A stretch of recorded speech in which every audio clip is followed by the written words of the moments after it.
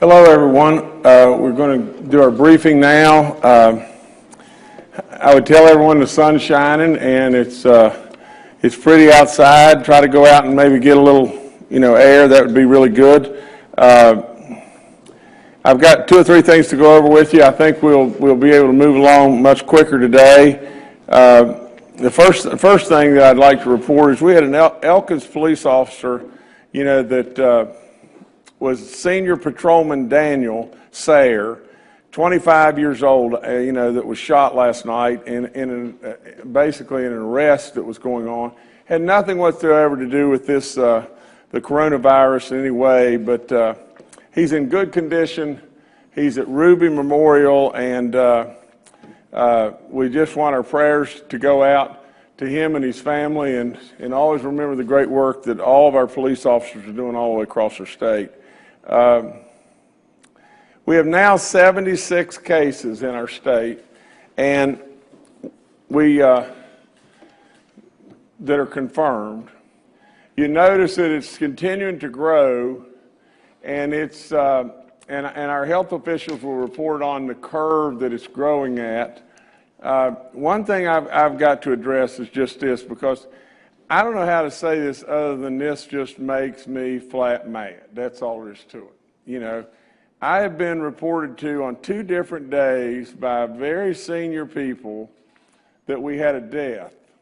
2 different places, 2 different counties, and in both situations, just to tell it like it is, we weren't right. And it's tough enough on me from the standpoint that we're trying every way, let me say I'm trying every way within me to see that we protect everyone, and every single life is a tragedy if we lose one. Now, we all know the odds are really against us, being a high-risk state that we are, that is almost inevitable that that's going to happen. But it's still beyond tragic. And so I am now initiating additional safeguards to make sure, surely to the Lord above, we can get it right that someone has either passed on or not. And there's plenty of chaos out there, but this is inexcusable in my book. I guess I've got 2 other things to report, well, just really one other thing, I guess, to report, and that is we are receiving surgical masks. We've gotten 50,000 in now, on our 100,000 previous order and everything. There's stuff on the way to us. We're pushing it in every direction all across the globe. We're pushing down from the top with me, with the president and all that stuff.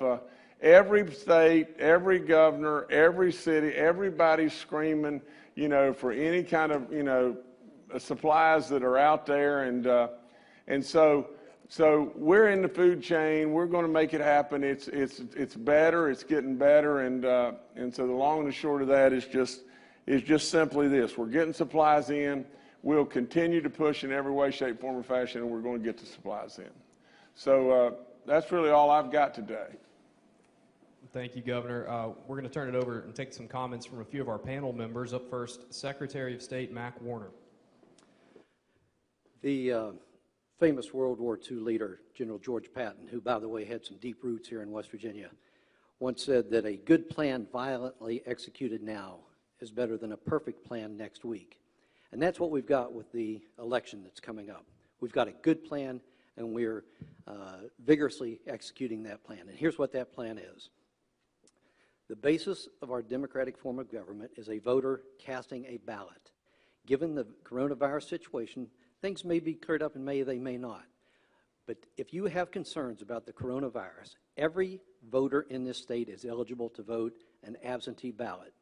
And to be fair, we're going to send out applications, not ballots, but applications to every one of those 1.2 million registered voters. That will occur the week of April the 6th, so about 10 days from now. Expect in your mailbox an application. It's a very simple application. It's going to look something like this, and it's just a real quick check of one block. Fill out your key information. That one block says the COVID 19, medical reason. That's giving you the reason. That's staying within state law, that everybody has to request a ballot, and that's what that process is for. Send it back in. Your county clerk will then send you the ballot. You vote that ballot and send it back in, and the election is behind you. You never have to show up at a poll if you don't want to. There will be early voting from April 29th to May 9th, and the election day is May 12th, Tuesday, May 12th. You can still go vote in person if you want to. And in that regards, it takes 9,000 people to run an election here in West Virginia, poll workers. We all know that some of our most loyal poll workers are those senior citizens. And so I would ask anybody that's able to work at the polls, we've got a campaign going on, elective service, and that is to volunteer to work at the polls if you are able to. We also may have, because of the increase in absentee ballots, a need for auxiliary workers at the courthouses. But the county clerks are in the best position to determine that. All of this information is available at the West Virginia Secretary of State's website. And for elections material, it's govotewv.com. Govotewv.com, and you can get all the elections-related information there. The trusted sources are that website and your county clerk's website. Don't trust social media because they can't stay abreast of the fast-changing situations that occur with this coronavirus situation. With that, I'm here to answer any questions, and thank you for this opportunity to explain the upcoming election to our voters. Thank you, Secretary Warner. Up next, Secretary Jeff Sandy with West Virginia DMAPS. Yes, at the governor's direction, DMAPS obtained 100,000 N95 masks. We received our first shipment in on Monday at approximately 3 p.m. By 6:30 p.m. on Monday, we had our 55 counties either receiving those by overnight mail or coming personally to the Capitol to pick those masks up. Yesterday, we received our next shipment, and as of a few minutes ago, the first 20,000 to our first responders have been sent out, picked up, or they're on their way. It's important to note that these masks for the first responders are the city police officers, the county police officers, the paid fire department members, the volunteer fire departments, and the emergency managers in those counties. So that totaled 20. The governor also got 10,000 masks for our correction officers. And in addition, late last night and this morning, we received an additional 22,000, which has been taken to the National Guard warehouse for the DHHR. The next thing I'd like to address is our correction officers. Our corrections officers, in my opinion, and the governor has stated this, are some of the bravest people that I have ever met. And they are in our facilities, they're working hard. And as of the 7 a.m. report this morning, no employee, no inmate has the COVID-19 virus. Again, the reports are 7 a.m. and 3 p.m. and keep those people in your prayers. The next is the West Virginia State Police, Capitol Police Fusion Center, and Fire Marshals. We ought to be extremely proud of them from delivering food to rural parts of West Virginia with the Department of Education and other charitable organizations. The people are working an average of 16 hours a day, and we got to give credit to our State Fusion Center because they have stopped countless events of fraud. So in ending, it's a team effort, and Governor, we appreciate your leadership during this difficult time. Thank you, Secretary Sandy. Up next, Dr. Clay Marsh, our coronavirus czar.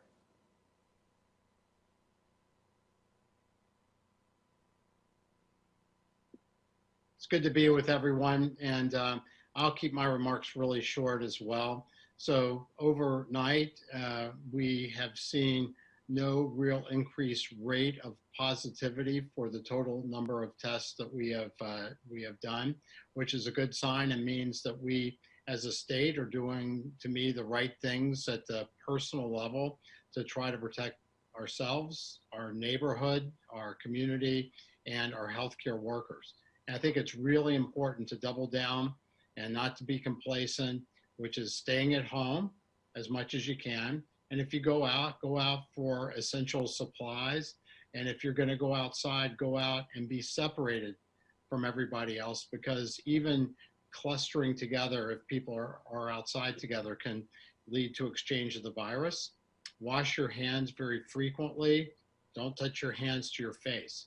The other thing we're doing and working with General Hoyer and his team is trying to create a pathway, not only that we can identify more personal protective equipment for our healthcare workers and for our first responders and essential personnel, but also test certain types of different material that may be able to be used so that the ingenious people in the state and the assets in the state can start to produce the personal protective equipment. And I will let him tell us how that's going. So those are my comments. Thank you, Dr. Marsh. Up next, General Hoyer. Good afternoon. The National Guard has 250 personnel on duty supporting this effort. At the end of each day, in supplement to the governor's press conference, the National Guard will publish specific activities that we are conducting. As Dr. Marsh said, we're working with higher education system, community education, and others to look at two capabilities. One is to produce masks, and the other is to decontaminate existing masks. We will have more information available on those the first of the week.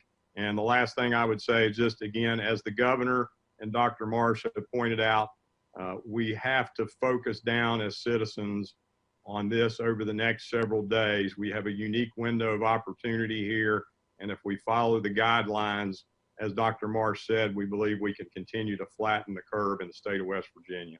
Thank you. Thank you, General. And last, Secretary Bill Crouch with the DHHR to give his report. Yes, thank you. My comments will also be brief. Under normal circumstances, many cases of abuse and neglect are reported by teachers and child care providers and others. We are in an unusual situation right here where everyone is staying home. If you suspect any case of abuse or neglect for a child or vulnerable adult, please call our centralized hotline at 1-800-352-6513. That's 1-800-352-6513. The only other thing I want to mention is that WIC benefits are now available through telephone contact. So you may call the WIC office and do not have to go to the WIC office to obtain those benefits. So again, women, infants, and children nutritional program through WIC will now accept telephone calls for those benefits. Thank you. Thank you, Secretary Crouch. Once again, we're holding today's briefing with media members joining us virtually to practice good social distancing. To media members, when we call on you, please remember to unmute the microphone on your end before asking your question. And today, some members will be asking their questions through video chat. The first questioner today will be Jackie Swigert with WVVA.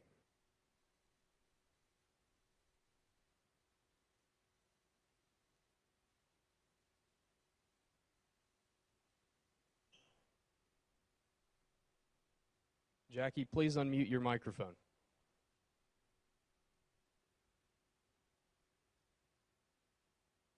Okay, we'll attempt to pick her up in a minute. Up next, let's try Kenny Bass with WCHS.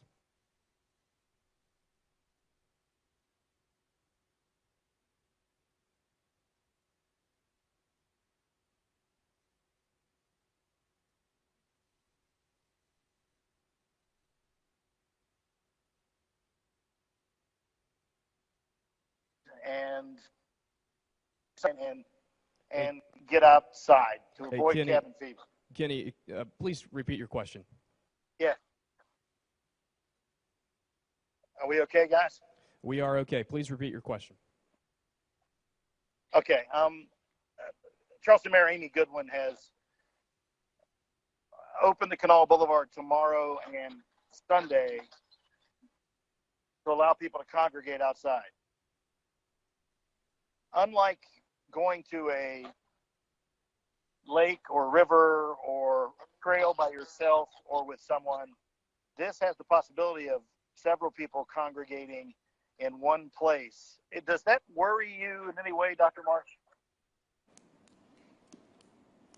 Kenny, thanks for your question. Absolutely. I think that given the fact that we have made, I think, a lot of progress in social distancing and staying at home, I would be very worried about the potential for congregation.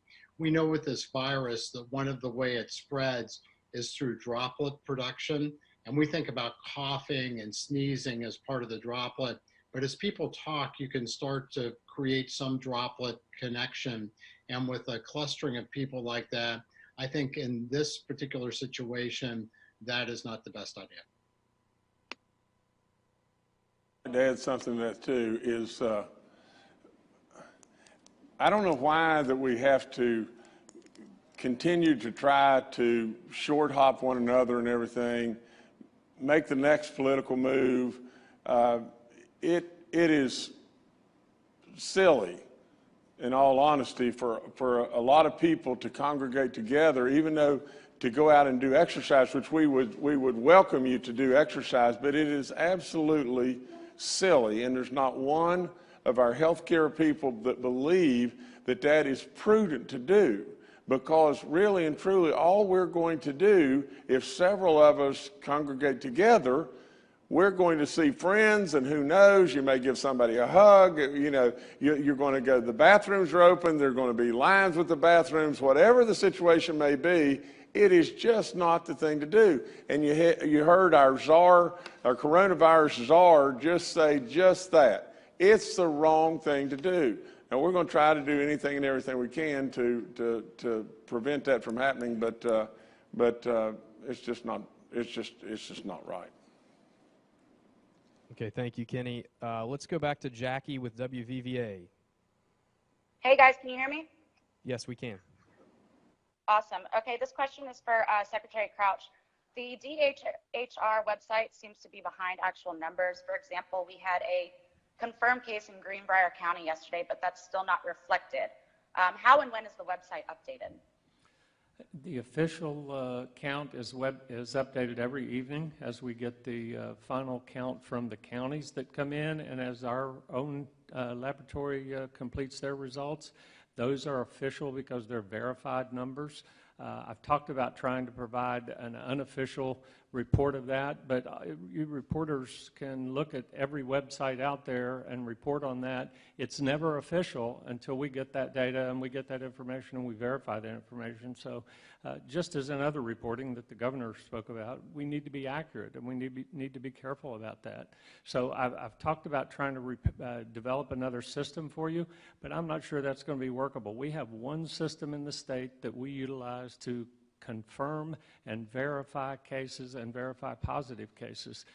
That's a process that takes time. So you're welcome to look around the state and see what else you can find on social media, but that may or may not be accurate. Okay, thank you, Jackie. Up next, let's go to Brad McElhenney with West Virginia Metro News. Oh, hello. After we spoke yesterday, there was a national report about a system that the president seems to be advocating to rank counties based on data, low risk, medium risk, and high risk. I understand he must have talked about that in the teleconference with governors yesterday, and I wonder about your reaction given West Virginia's vulnerable population that we're all aware of. Okay, Brad, thank you for the question. There was not a lot of discussion in regard, in the teleconference yesterday in regard to that. There was some discussion in regard to trying to get our nation back to work and trying to get the engine restarted, because if in fact we were to slip further and further and further into a gigantic deep depression, you know, then you've got all kinds of issues and everything. Now, however, West Virginia is a very high-risk state. There is no mention whatsoever in the teleconference about anything to do with West Virginia. There's been no conversations with me and anyone at the White House and or the president in regard to anything to do with reopening back up West Virginia. There was mention yesterday about the fact that in the grain belt of the Midwest, that may be an area where it would be prudent to maybe move forward to reopening and restarting the engine, as well as some of the western states. But there has absolutely not been any mention whatsoever of West Virginia. And to be perfectly honest, it probably would not. In fact, it would not be the right move to take at this point in time. Okay, thank you. Up next, Dave Mistich with West Virginia Public Broadcasting. Can you all hear me? Yes, we can. Okay. Governor, this might be for the Secretary Crouch. Earlier today, it was reported, this death by DHHR, and then it was Sundale said that death did not occur. I think people are really worried, for obvious reasons, about the flow of information. I'm curious what protocol is in place for confirming cases as well as deaths moving forward. Yes, thank you. We are looking at changing those protocols. We get reports from local health departments, health officers. We get reports from others. We try to verify those reports. In this case, there was a misidentification, and at the local level, the nursing home that first reported that issued a press release apologizing for that confusion, and they took responsibility for that. However, in the future, as the governor said, we can't tolerate those kinds of mistakes. So we're going to have a second confirmation, probably directly from the hospital. That will delay things, and I know reporters want to learn things quickly, but we're going to make sure that those kinds of things are confirmed before we report them. Okay, thank you. Up next, we'll go to Anthony Izaguirre with the AP. Hey, can you tell us if the state has made any headway in expanding testing to more people? Yes, testing actually does continue to expand. We've got there's over 150 sites that have been doing some form of testing. We've now had about over 2,000 individuals who've been tested and received their results. We know there are more that have been tested and are awaiting their results. I think it's important, and we just had this conversation, that for managing the outbreak, what's actually most important, more than the speed of the data, is the accuracy of the data and the completeness of that data. And that's why you start those local investigations immediately. And then as that information comes in, you have more accurate and more actionable data that can follow. So I think you will start to see some more analysis and mapping of that data on the website moving forward. Okay, thank you. Up next, let's go to Amanda Barron with WSAZ. Hi there. I wanted to ask, I came in contact with a woman who is a senior citizen. She is in a high-risk category as far as her health is concerned, and she works 2 jobs. And I wondered what kind of and one of those jobs would be an essential job. However, what kind of protections, or is there anywhere seniors can call who are in that situation? It's no secret that many of our seniors work 2 jobs. What can they do? Who can they call? Who is their advocate in this situation other than themselves? And they're relying on their income. Amanda, I can share some information here on this one.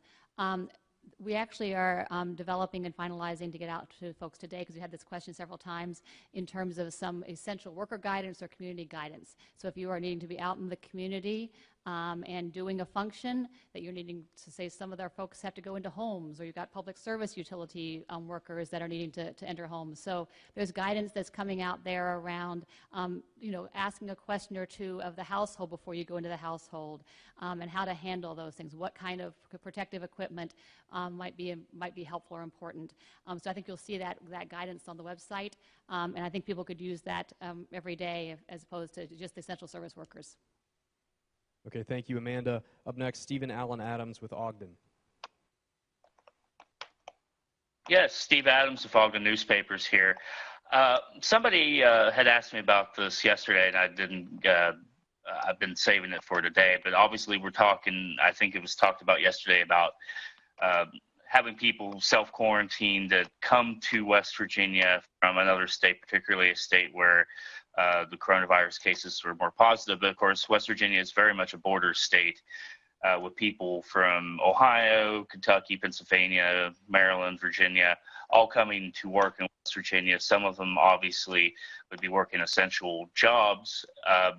So the question was asked whether people coming from just across the border, whether there's any additional precautions that they need to take, whether it would be prohibited for them to come work in West Virginia. They just want some more clarification on that. Thank you. Well, here's the thing, Stephen, I just try to talk, plain talk and truth. We understand that there's people that are looking at West Virginia as a place to go to get away from a real big time issue where they're at. And that really concerns us. And that's one of the things that drove us towards the stay-home order.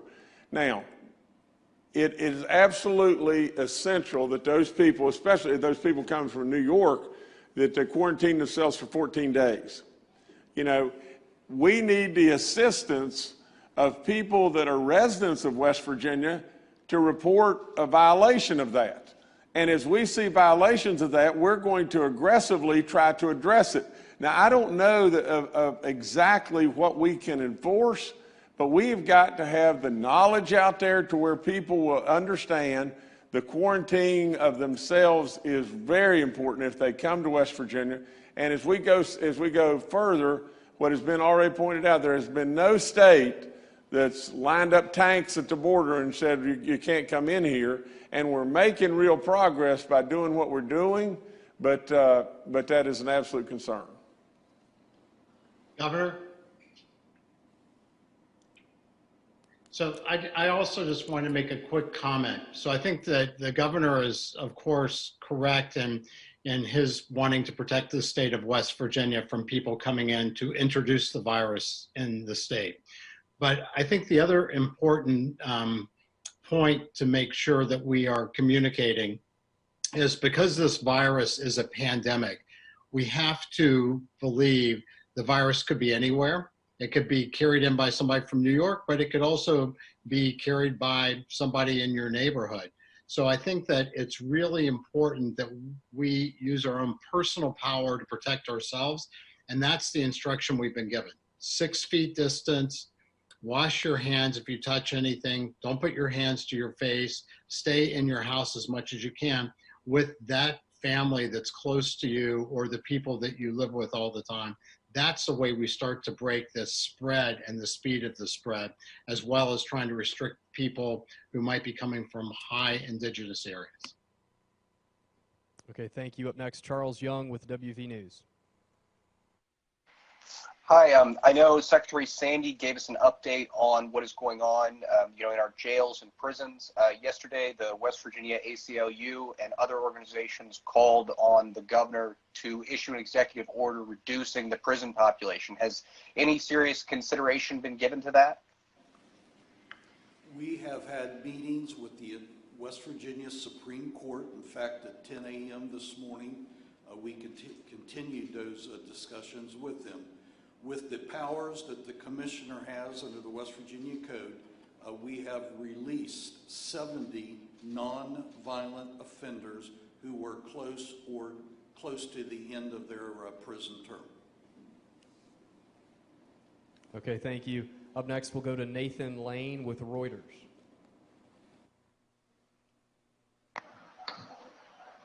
Hello. Not sure exactly who to address this to, but wanted to ask about contact tracing.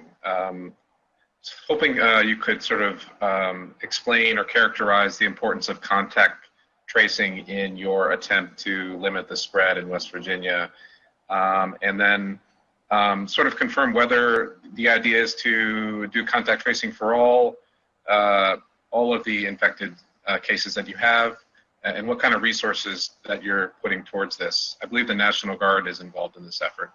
Thank you. Great questions, and there's lots of activity in that arena. So there's really a couple of pronged approaches. One is to do immediate case investigation, contact tracing, and outbreak management very aggressively with individual identified cases. So there are protocols in place and how we do that. That typically is started at the local level, but we actually have regional epidemiologists that are around the state. We've bolstered that and have trained National Guards partners with those individuals. So there's a team of additional 4 folks there that can support the counties in that. We have been doing all the training that they need to get up to speed, that they can train others, so we can kind of tier that out. And then we are looking at down the road what is the additional manpower that might be needed as cases increase. So prong one approach is that case contact investigation and that outbreak management, really critical. But the other thing is you don't do that alone. And because while testing is important, and but we know that as a nation we are not going to be testing or identifying every individual with this disease. And many of these disease cases are minimally symptomatic. So it's incredibly important at the same time as you're doing that rapid contact investigation and tracing and outbreak management that we do the preventive measures in partnership with that everywhere. So if people are relying on the testing data and the maps of what county it's in to think that that identifies risk, I think we are in danger. So I really worry that people and the media over-rely on that testing data and maps to kind of geolocate risk. As Dr. Marsh said, we need to be thinking about this being everywhere. And so if we had a vaccine, we'd all be taking the vaccine. We do have a vaccine here. It is essentially those prevention measures that we've talked about. And that vaccine is that physical distancing.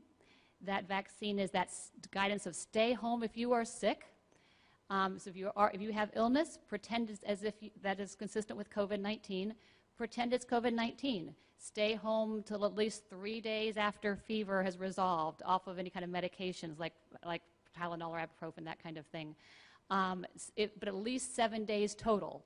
So you need to stay home that long and take all those measures that you would otherwise do to help prevent spread of disease within your household. So that's, again, that vaccine that we have is that physical distancing and that stay home if you are sick. That's the things that we can do the most with to really block the virus from spreading further. And we do that everywhere. We should be doing that everywhere, not just simply based on where you see case test results. Okay, Governor, back to you. Okay, well, I don't have much. I would only recommend to people to just keep the faith. The things that we're doing are working. We can't absolutely be for sure anytime, but absolutely stay at home as much as you possibly can. Try to get your exercise in a very small group, or by yourself, and enjoy the sunshine and maybe walking a dog if you choose to do so. And the other things, there was Amanda Barron mentioned a lady that had some health issues and everything. She was a senior trying to work 2 jobs and everything, and one of them was an essential job, and she's just trying to put bread on the table and keep things moving in the right direction. And I would say to her 2 things. I would say our nation and our state has got your back, and there's going to be dollars flowing to you, but I can also say to you, call us. For crying out loud, call us and tell us about what is going on, because if someone is forcing you to do this to work, and maybe your work is not essential and everything, then call us, please, and everything, because we'll try every way we possibly can to address every individual case. The only other thing I could say to you is Secretary Warner reported on our elections. I am very, very hopeful that as time goes by, we've still got 45 days until the election day, and I'm very hopeful that you're going to be able to come to the polls and vote, and let's hope and pray that things are much better than they are today. But I want to thank everybody for the questions, and we'll keep briefing you every day. Anyway, thank you so much.